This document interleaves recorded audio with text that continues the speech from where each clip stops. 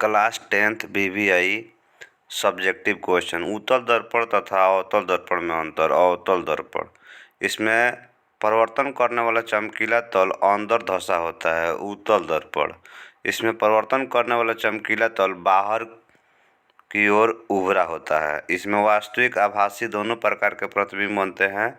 इसमें आभासी प्रतिबिंब बनता है। इसमें प्रतिबिंब उल्टा और सीधा दोनों बनते हैं। इसमें प्रतिबिंब सीधा बनता है।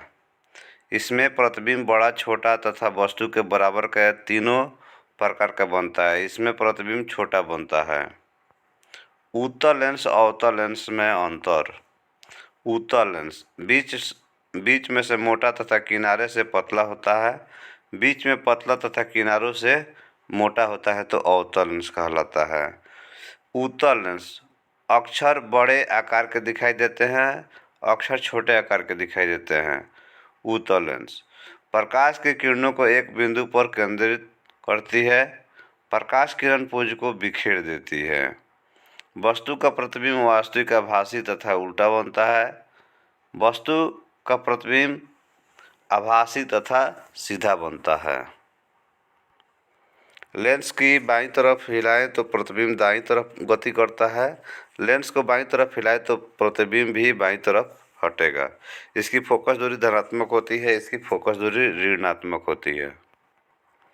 वास्तविक प्रतिबिंब, काल्पनिक प्रतिबिंब। वास्तविक प्रतिबिंब को पर्दे पर प्राप्त किया जा सकता है, आभासी प्रतिबिंब को पर्दे पर नहीं किया जा सकता है। वास्तविक प्रतिबिंब सदैव उल्टे होते हैं, आभासी प्रतिबिंब सदैव सीधे होते हैं।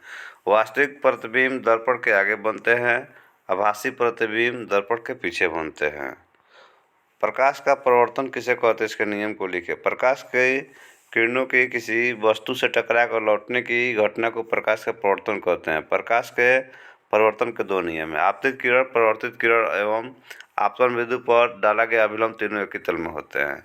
आपतन कोण की ज्या और अपवर्तन कोण की ज्या बराबर होती है।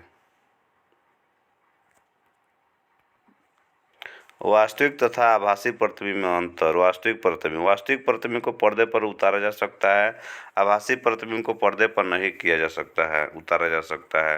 वास्तविक प्रतिबिंब उल्टा होता है, आभासी प्रतिबिंब सीधा होता है। वास्तविक प्रतिबिंब दर्पण के आगे बनता है, आभासी प्रतिबिंब दर्पण के पीछे बनता है। दैनिक जीवन में पीएच का महत्व स्पष्ट करें। पीएच का हमारे दैनिक जीवन में बहुत महत्वपूर्ण है।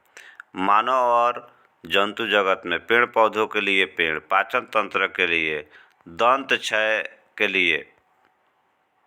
मानव और जंतु जगत में हमारे शरीर की अधिकांश क्रियाएं 7 से 7.8 पीएच प्रास के बीच काम करती है।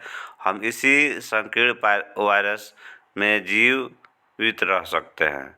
हमारे रक्त, अश्रु, लार आदि का पीएच लगभग 7.4 होता है। यदि यह 7.0 से कम हो जाता है तो 7.8 से बढ़ जाता है तो जीवन असंभव सा हो जाता है। वर्षा के जल से पीएच का मान जब 7 से कम होता है तो 5.6 हो जाता है तो उसे अम्लीय वर्षा कहते हैं। अम्लीय वर्षा का जल जब नदियों में बहता है तो नदी के जल का पीएच मान कम हो जाता है।